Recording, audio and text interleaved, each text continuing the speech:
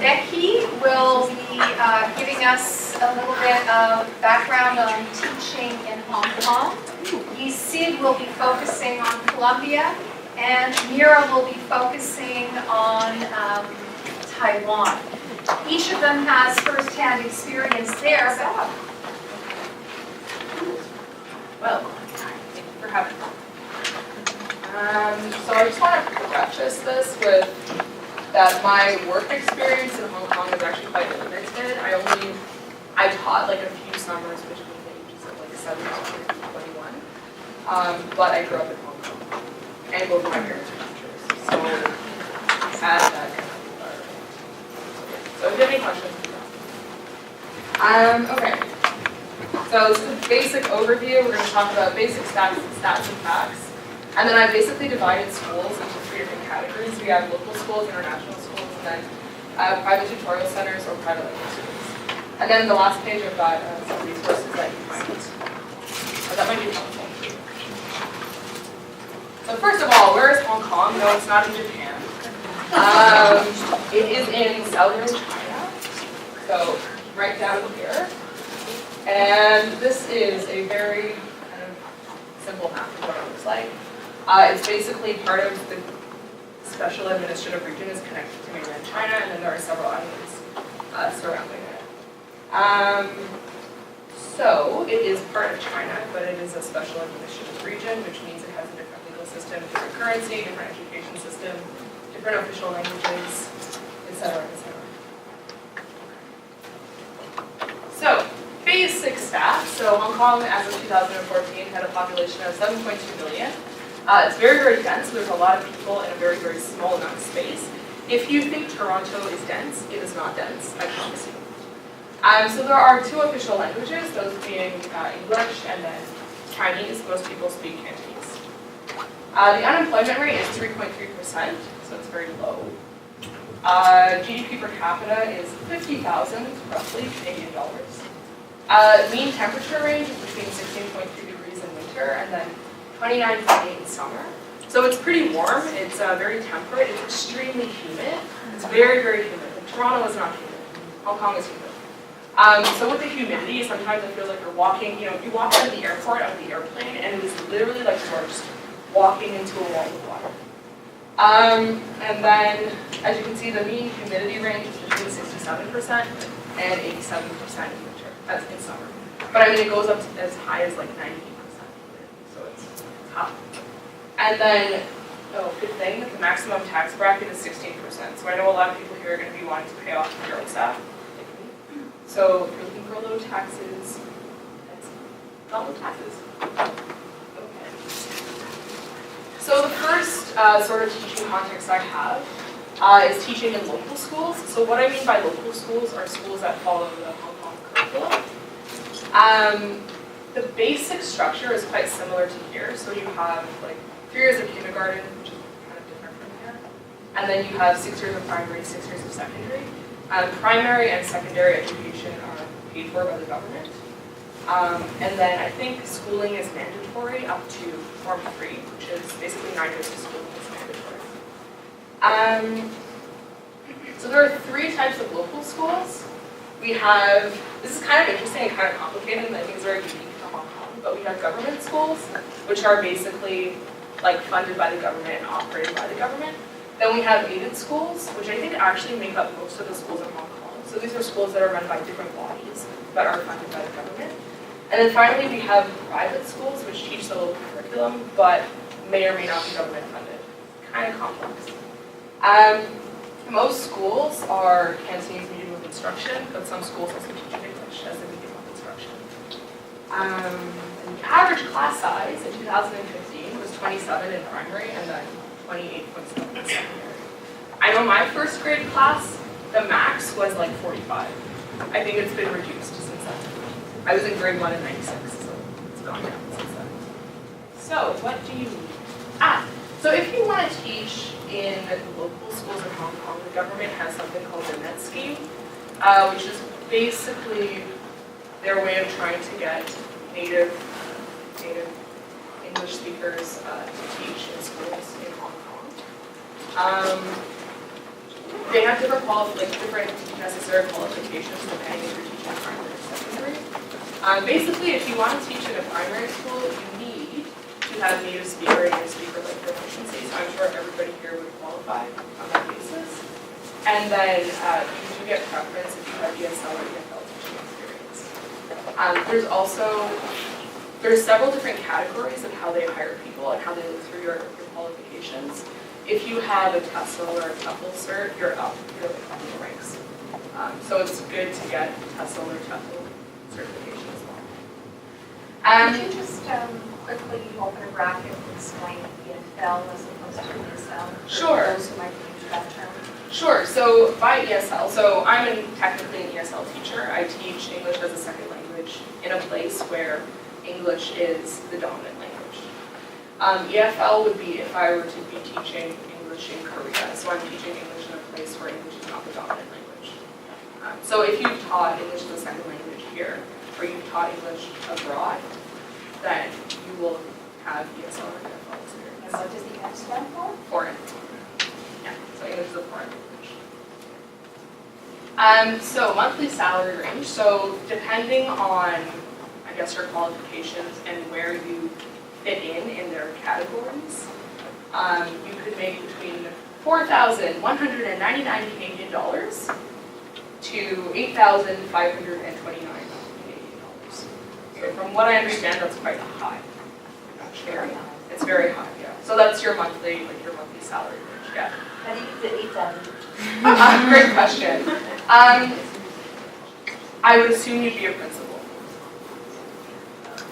of school. Monthly, is it like all 12 months, or you only get I believe like it's all the 12 actual months. school months? It's all 12 months, I think. So, yeah. So it's pretty good, and this is primary. If you work in secondary schools, your pay goes up. So that's pretty good. If you're coming from, so if your ordinary place of residence is outside of Hong Kong, then you also get a housing allowance, which is super sweet because real estate is so expensive in Hong Kong. So you get basically an additional allowance of 3,141 Canadian a month. That's pretty good. Like you should be able to get a decent apartment in Hong Kong with that. So they give you the money, but like it's not, you have to find your apartment on your own, or do they help you find it? I'm not sure. Yeah, maybe you have more experience. I'm pretty sure you can find on your own. And if you can find a cheaper one, you have more money. Yeah, exactly.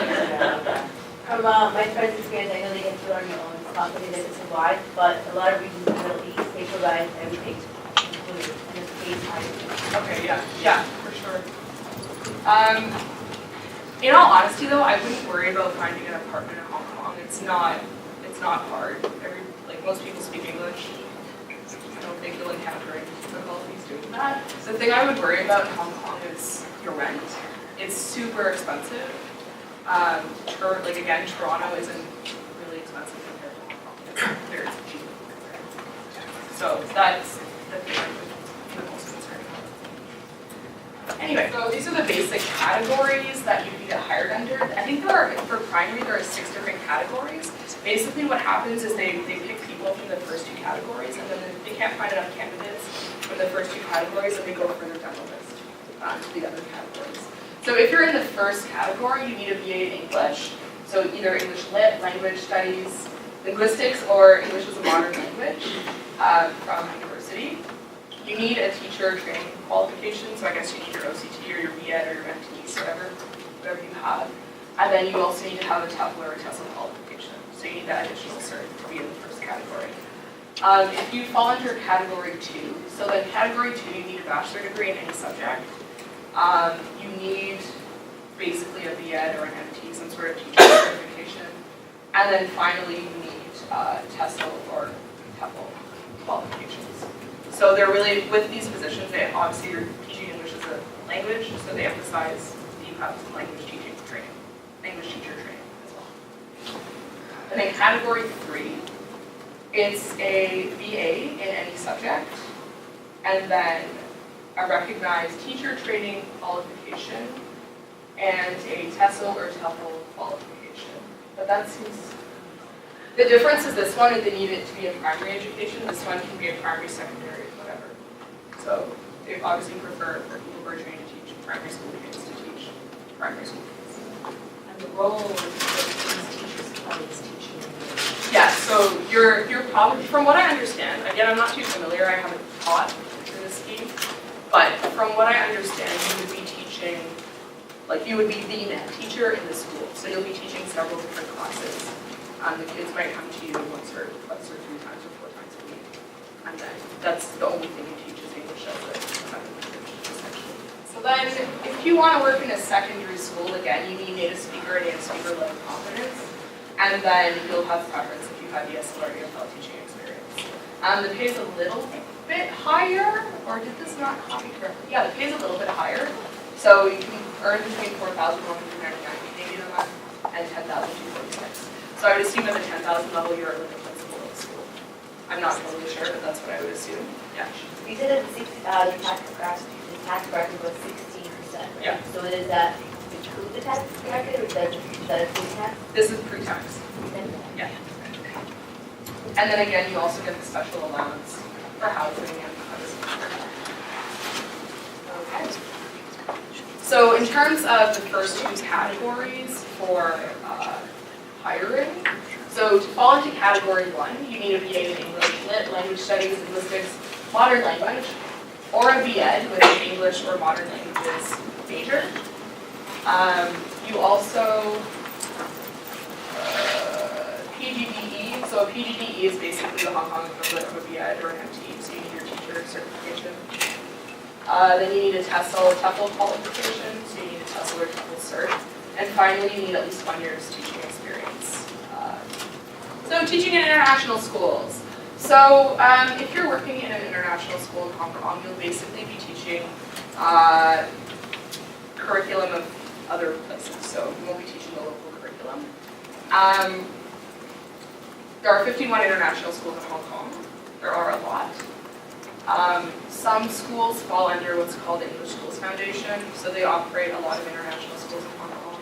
Traditionally, they were sort of funded by the government, and they were there so that, you know, British people in the old days could put their kids in school. And then there are also national schools which follow like Canadian curriculum or Ontario curriculum or like the French curriculum, for example.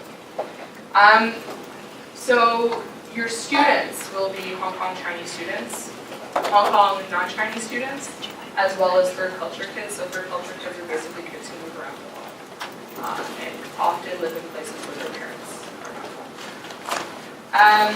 So all of these acronyms down here. So schools include ESF schools, which are primarily follow a British curriculum with an ID not off.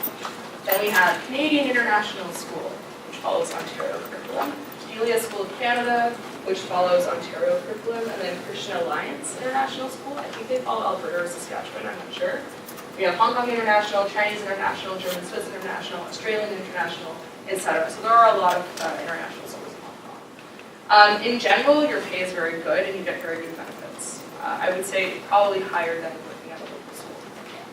So what I did here is I pulled out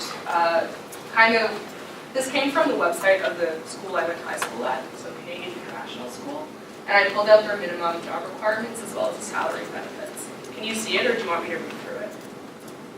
So highlights, you need a bachelor degree, you need your teaching certification, you need 2 years of experience. IB experience is like needed as well. Most international schools will follow some sort of IB curriculum, so it's good to have that on top. And also use of technology. I know the school I used to go to completely operates on the smart boards now. So it's also heavily uses Mac products. And in terms of salary and benefits, so your annual salary can range between 76,574 Canadian dollars to 126,359 Canadian dollars. Again, I think that's quite high. After your contract finishes, so you work a 2-year contract, after your contract is done, you get an additional 20% of your salary. You also get a monthly allowance of $1,317. The last option is to teach in a private tutorial center or a language center. That's where my experience is. You'll probably work I don't know, your benefits aren't as great, for sure, your pay is a bit lower, it's still quite high. You can probably expect to make $30 an hour. And mostly you'll be working with kids in like after school programs or to